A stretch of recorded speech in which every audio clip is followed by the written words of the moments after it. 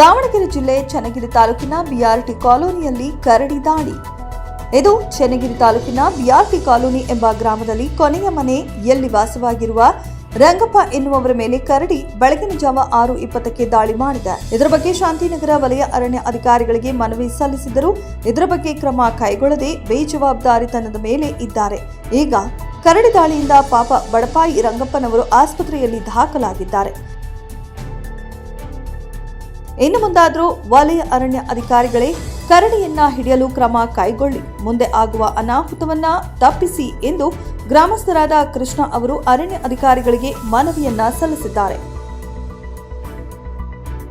ನಾನು ಬಾರಿ ಕಂಪ್ಲೇಂಟ್ ಮಾಡ್ತಾ ಇದ್ದೀನಿ ಸರ್, ಯಾರು ಆಕ್ಷನ್ ತಾಂತಾನೆ ಇಲ್ಲ.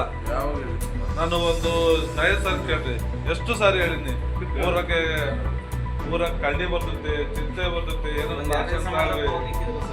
ಯಾರು ಒಬ್ರು ತಲೆ ಕೆಡಿಸಿರಂಗಿಲ್ಲ. ನಾನು ಎಷ್ಟು ಹೇಳಿದ್ರು ಒಂಥರ ಫಾರೆಸ್ಟರ್ ಒಂಥರ ಲೇಜಿ ಮಾಡಂಗ ಆಗ್ಬಿಡ್ತಾರೆ. ನಿಮ್ಮ ಬಗ್ಗೆ ಹೇಳ್ತಿಲ್ಲ ಸರ್, ನಾನು ಎಲ್ಲರಿಗೂ ಹೇಳ್ತಾ ಇದ್ದೀನಿ. ಎಷ್ಟು ಸಾರಿ ಹೇಳಿದ್ರು ಒಬ್ರು ಆಕ್ಷನ್ ತಾನಲ್ಲ ಅಂದ್ರೆ ಆ ಜಗದೇವ್ ಸಾರ್ ಇದ್ದಾಗ ಹೇಳಿದ್ರು, ನನಗೆ ಚಿರತೆ ಬೆನ್ನತ್ತಿತ್ತು.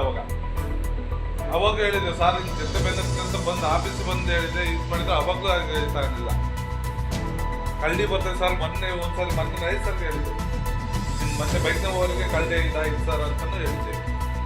ಅವ್ರು ಯಾರು ಕೇಳಿದ್ರು ನಮ್ದು ಇದೇ ತಾನಲ್ಲ ಅಂದ್ರೆ ಎಷ್ಟು ಏನೋ ಅನಾಹುತನೇ ಆಗುತ್ತೆ.